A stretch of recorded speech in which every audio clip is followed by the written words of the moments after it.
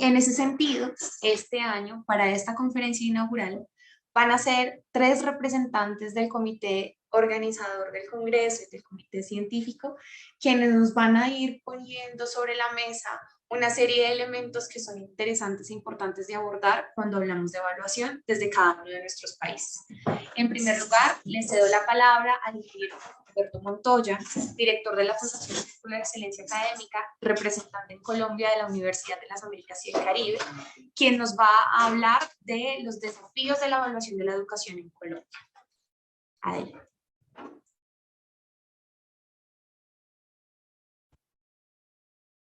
Muchas gracias, Lina. Muy buenos días para todos, para todas. Es un gusto y para nosotros es muy satisfactorio lograr convocar de nuevo nuestros países hermanos, México, República Dominicana, por supuesto Colombia, y nos acompañan, veo que los participantes nos acompañan de muchas regiones de América Latina. Vamos a dar inicio entonces a nuestra conferencia el día de hoy.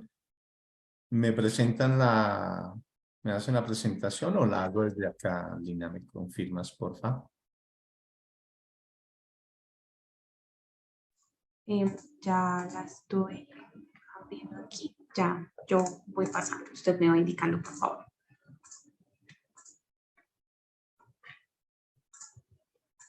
Bien. Desafíos de la evaluación en Colombia. Quiero empezar con una historia interesante siguiente, por favor. Los voy a invitar a que leamos esta historia. ¿Y por qué no un chiste? Einstein y su chofer. Al poco tiempo de haber publicado Albert Einstein su primer trabajo sobre la teoría de la relatividad, empezó a hacerse famoso en toda Europa y lo invitaban a muchas universidades para dar charlas sobre ello. La universidad donde él trabajaba puso a su disposición un auto con su chofer para trasladarse a estas universidades. En todas ellas tuvo gran éxito, es decir, que al final de sus presentaciones lo aclamaban con un aplauso atronador. Pero debido a lo novedoso y difícil del tema, en ningún lugar surgían preguntas. Así iban Einstein y el chofer recorriendo universidades. El chofer siempre sentado en primera fila y escuchando atentamente la exposición del profesor. Después de algunos meses, el chofer le dice a Einstein: profesor, le quiero proponer un trato. Yo no entiendo ni una palabra de lo que usted dice en sus conferencias, pero tengo una excelentísima memoria y recuerdo palabra por palabra de su exposición, incluyendo todas las fórmulas. Siguiente. Además, me imagino que usted estará cansado de repetir siempre lo mismo y que nadie le hace preguntas. Por otro lado, a mí como pobre chofer jamás nadie me ha aplaudido y entonces le propongo que cambiemos nuestros roles. Yo doy la conferencia, total, nadie hace preguntas mientras usted descansa y puede meditar sobre otros problemas. Einstein piensa un poco, le pide al chofer que dé la conferencia, verifica que efectivamente la puede dar sin un solo error y accede al pedido. El chofer se deja crecer un poco el pelo para parecerse más a Einstein. Este se pone el traje azul oscuro y el gorro del chofer y comienza la experiencia. El chofer da perfectamente la conferencia, siempre coronada con grandes aplausos, mientras Einstein se sienta en primera fila fumando pipa y descansando. Todo va perfecto sin ninguna pregunta hasta que llegan a una universidad de Baviera. Cuando el chofer termina la charla y ya los asistentes están comenzando a aplaudir del fondo de la sala, se escucha una voz que dice: doctor Einstein, yo no comprendí todo lo que usted dijo y quisiera que me explique con detalle el significado de los términos de la ecuación número 3 que todavía se puede ver arriba a la izquierda del pizarrón. El siguiente. El chofer titubea un solo instante, imperceptible para el público, y enseguida replica: mi querido profesor, me extraña que usted me haga esta pregunta. Lo que usted quiere saber en realidad es tan sencillo que lo sabe cualquier persona. Es más, mi chofer aquí presente se lo puede explicar. Esta lectura, primero, pues quería abrir con una sonrisa que espero que a todos les haya generado esa salida fenomenal del chofer. Pero especialmente nos da cabida a una reflexión muy importante: el papel que juega la memoria en los procesos de aprendizaje y muy especialmente en los procesos de evaluación. El chofer lo dice claramente, no entiendo absolutamente nada de lo que usted dice en en la conferencia, pero tengo una excelentísima memoria y puedo repetirle, y efectivamente tan exitoso es que puede dar la charla, e inclusive logra que le hagan preguntas. Y esa salida fenomenal de muy audaz, darle la oportunidad. Pero aquí viene la reflexión y tiene que ver con eso. La memoria es importante, por supuesto que sí, necesitamos de la memoria, pero y se da muy especialmente a nivel de educación superior y por supuesto en educación básica y media, que muchas veces la evaluación conlleva repetir una información que se venía manejando. Entonces, quizá es uno de los retos más grandes, darle una apertura especial siguiente, por favor, a otras formas y otros caminos de evaluación. Con nuestros estudiantes en este momento hay un gran problema y creo que se evidenció total y absolutamente con la pandemia, que el conocimiento es transitorio. Se cuenta con un espacio, yo digo que ellos tienen un cajoncito que van vaciando y van llenando según la evaluación.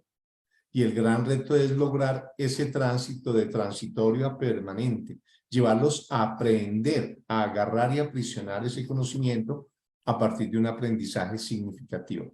Siguiente. ¿Qué es evaluar? Y es aquí donde las competencias adquieren una relevancia y un valor muy importante. De hecho, hoy por hoy, la evaluación de competencias, la formación de competencias, la construcción de competencias se han tomado el ámbito académico, que entre otras cosas debo resaltar que viene del sector productivo hacia el sector académico. Las competencias, y se viene trabajando muy fuerte desde hace mucho tiempo a nivel empresarial, a nivel industrial. En ese momento, y ya llevamos varios años, en Colombia llevamos cerca de 20, 22 años hablando del concepto de competencias y evaluando competencias.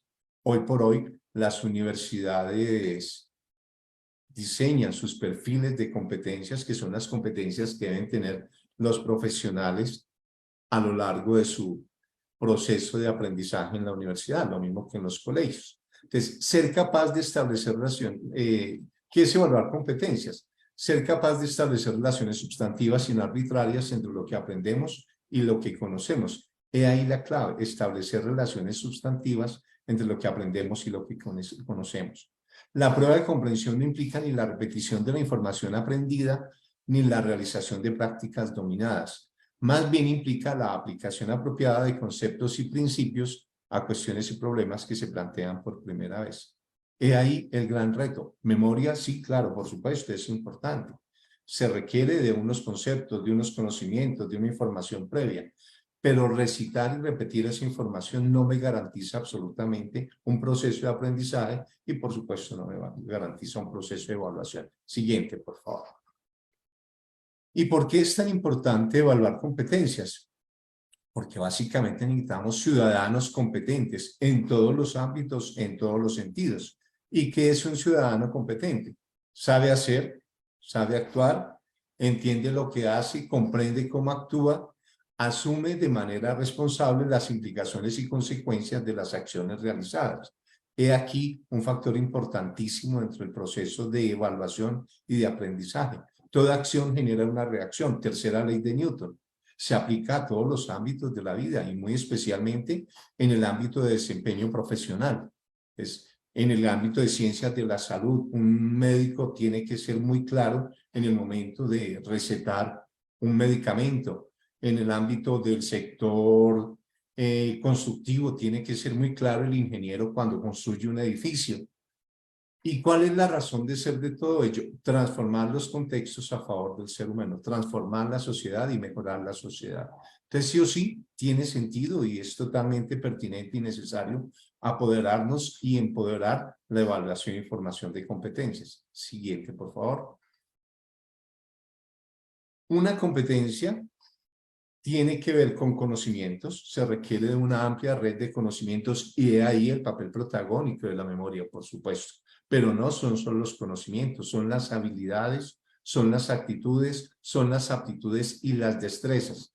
Y la combinación de todas esas herramientas para solucionar problemas que pueden ser reales, problemas cotidianos del día a día y problemas ideales. Siguiente. Para evaluar competencias hay múltiples métodos. Están las entrevistas que se vienen utilizando siempre en múltiples sentidos. Está el debate, donde es importantísimo fortalecer procesos como estos que permitan las críticas constructivas no destructivas. Hablar de un debate es que yo tengo unos argumentos, la persona tiene unos contraargumentos y buscar esa relación y ese punto de equilibrio. Edgar Morin lo plantea que mi verdad, tu verdad, nuestra verdad. Tenemos que buscar esos puntos de equilibrio. Hay una gráfica donde hay un chico viendo unos bloques donde dice taza y hay una chica al otro lado donde dice casa. Y claro, taza dice efectivamente, pero efectivamente por el otro lado dice casa. Es buscar eso, es ponernos en el punto de vista del otro y buscar esos puntos de encuentro y esos argumentos complementarios. Evaluación del desempeño. Estrictamente hablando, evaluar competencias tendría que desarrollarse en el punto de trabajo, en el puesto de trabajo. Un médico, ¿cómo evaluamos un médico? En el consultorio, viendo cómo atiende a sus pacientes. Es más, haciendo seguimiento a sus pacientes. Por supuesto, son procesos muy complejos, muy difíciles. Sin embargo, para eso están los simuladores, están los laboratorios, y hay diferentes opciones para evaluar. Está el examen oral, el ensayo, el diseño de proyectos, la revisión comentada de la literatura, informes, críticas, revisión de artículos, especialmente en la parte de los posgrados. Y el portafolio, que se vuelve una poderosísima herramienta para evaluar, autoevaluar, coevaluar y heteroevaluar. Entonces, estos son algunos elementos que sí o sí hay que empezar a vincular, hay que empezar a complementar. Adicionalmente, ¿qué es una buena evaluación? Y creo que el COVID nos lo demostró total y absolutamente. Una buena evaluación es en la que yo le permita al estudiante tener toda la información a su disposición, saque sus apuntes, tome de internet los documentos que necesita, los elementos que necesita, y es ahí donde diseñar una buena evaluación es un reto importante en todos los ámbitos y en todos los niveles. Siguiente, por favor. Siguiente. Ahora, propongo, y ya con algunas experiencias en la Universidad Nacional de Colombia, con algunos maestros de la carrera, sería interesante un sistema de negociación de la evaluación. Recordemos la teoría de las inteligencias múltiples, donde se ha demostrado que el ser humano no tiene una, sino que todos tenemos 8 inteligencias que las tenemos más o menos desarrolladas, y eso conlleva a las formas de aprendizaje y eso conlleva las formas de desarrollar muchos procesos. Entonces, se propone, y les pongo en la dinámica de los que nos acompañan el día de hoy, la posibilidad de permitirle a cada estudiante, de acuerdo a sus inteligencias múltiples, de acuerdo a sus potencialidades, escoger cuáles serían las formas de evaluar. Normalmente en los procesos se toman en cuenta 5 elementos. Hay uno, el primero, la autoevaluación, que ahora haremos un énfasis un poco más amplio, la evaluación del profesor, los parciales, pruebas o pruebas escritas, que en este caso, por ejemplo, hay estudiantes que en el momento de aplicar una prueba escrita se bloquean totalmente. Están las exposiciones y pruebas orales, que también hay estudiantes que se bloquean totalmente, y están los trabajos escritos. Hago especial énfasis en la autoevaluación, entre otras cosas, lo mencionaba Lina en el momento de abrir este magno evento, la posibilidad de valorar unos procesos, valorar unos resultados. ¿Y quién mejor que el protagonista de ese proceso, que es el estudiante? Darle la posibilidad de determinar, hacer un proceso metacognitivo, un proceso de revisión y saber si aprendió, si no aprendió, si maneja, si tiene un dominio.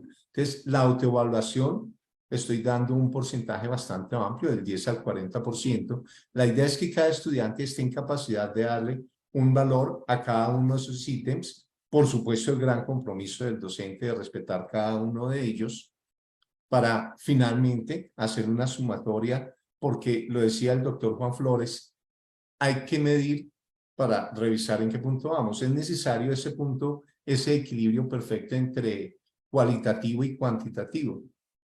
Y por eso es importante el papel fundamental. Entonces pongo sobre la mesa la posibilidad de que los profesores, los educadores, los formadores podamos generar un juego con estos elementos, darle la posibilidad al estudiante como protagonista que de acuerdo a sus potencialidades pueda determinar los porcentajes en cada uno de ellos. Siguiente, por favor. Y claro, cuando hablamos de autoevaluación, y aquí es el compromiso grande del docente, si yo le pido a una persona, asígnese un valor, asígnese una nota, el gran compromiso es respetar esa nota, respetar ese número que entre comillas, estarían dando. Pues bien, la idea es que en esos procesos de autoevaluación tiene que haber una serie de requisitos que conlleven una serie de elementos que conlleven a esa reflexión del estudiante en su proceso de aprendizaje.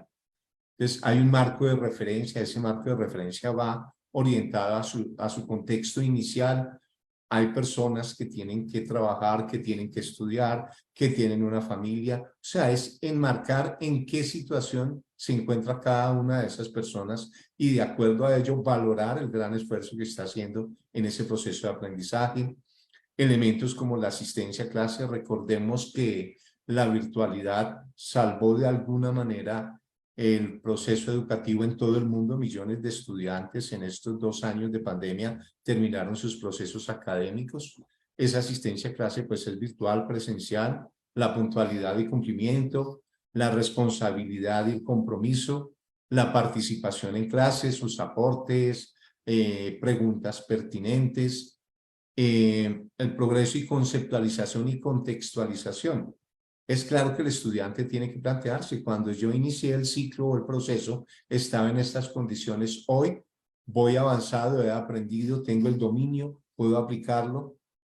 La adquisición y la integración de los conocimientos de las diferentes asignaturas y muy especialmente y en concordancia con lo que mencionábamos en la formación y evaluación de competencias, la habilidad para enfrentar, analizar y solucionar problemas.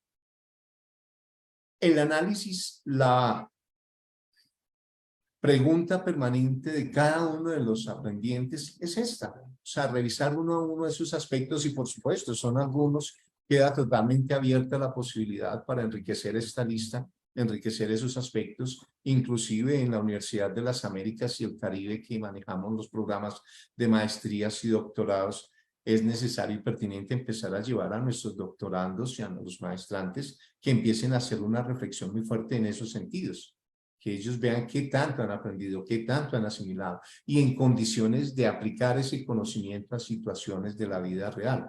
Recordemos que un doctor soluciona, es un científico que produce conocimiento y soluciona problemas. Ahora, por supuesto, eso se puede escalar a cualquier nivel de los procesos de enseñanza y de aprendizaje.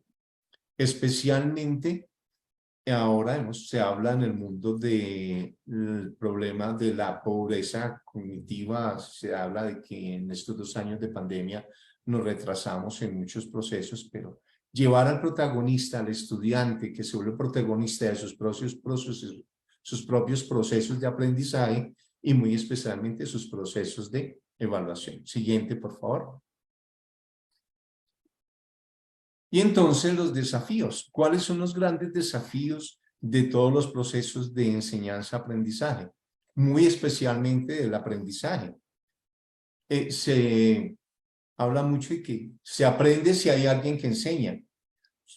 Total y absolutamente claro que no, no necesariamente. Y pues el aprendizaje autónomo, el aprendizaje autodidacta, pues es importante que como el gran desafío fortalecer y motivar el aprendizaje autónomo, especialmente en los tiempos modernos, donde tenemos todas las herramientas con Internet, los MOOCs, los cursos online, la posibilidad de que el estudiante se apasione, por supuesto, por un tema, se apasione, y ahí viene nuestro tercer desafío, la motivación personal.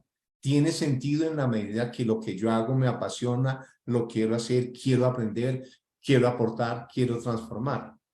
Por supuesto, fortalecer procesos de autoevaluación, coevaluación y la heteroevaluación. Vemos que importancia, y lo mencionaba cuando hablábamos de los debates, la importancia de aprender a hacer críticas constructivas y muy especialmente aprender a recibir críticas constructivas. Es ahí un equilibrio que hay que manejar. Está el sentido y aplicación del conocimiento a la vida cotidiana. Las universidades están de espaldas en muchos sentidos, en muchos países, a las necesidades reales de la sociedad, de la industria, del sector comercial. Por supuesto, en los colegios también se ve que los chicos ven una cantidad de conocimientos intrascendentes que no se usan, que no se aplican en la vida cotidiana, en el día a día. Este es uno de los grandes retos y desafíos. El aprendizaje, ¿para qué? ¿Por qué? ¿Cómo lo aplico? ¿En qué sentido? Hay dinámicas que vienen evolucionando, que han ido cogiendo mucha fuerza, el aprendizaje por proyectos, todo el sentido del mundo.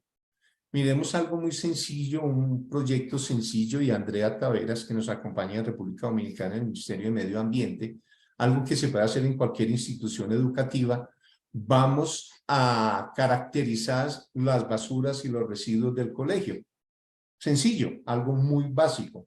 Pues bien, para poder hacer eso, los chicos tienen que tener en cuenta regla de 3 porcentajes. En química vamos a manejar los diferentes elementos que componen las basuras, su composición química. Vamos a tener que manejar física, o sea, vamos a tener que manejar biología. Entonces, es darle un sentido al conocimiento en la vida cotidiana. A nivel universitario, por supuesto, hay que darle una miradita mucho más fuerte al sector productivo e industrial. ¿Qué tipo de empresas, instituciones van a necesitar los profesionales que las universidades están formando? Ahora, ¿qué necesitan esas universidades, esas empresas, perdón, que los estudiantes puedan resolver y puedan solucionar? Entonces, aparecen grandes retos que no son solo para Colombia, pienso que son básicamente aplicables y manejables en los sistemas educativos a nivel mundial. Y pues la idea es finalmente trascender y transformar el entorno inmediato y la sociedad. Tenemos retos, sí, tenemos retos del ambiente, está el calentamiento global, tenemos retos, la seguridad alimentaria. Se habla de que con la pandemia la pobreza retrocedió 15, 20 años, veníamos avanzando. Entonces, esta es una mirada muy rápida con algunos conceptos, algunos desafíos y algunos grandes retos. Trate de correr un poquito. Si hay alguna pregunta, algunas inquietudes, bienvenidas. Muchas gracias.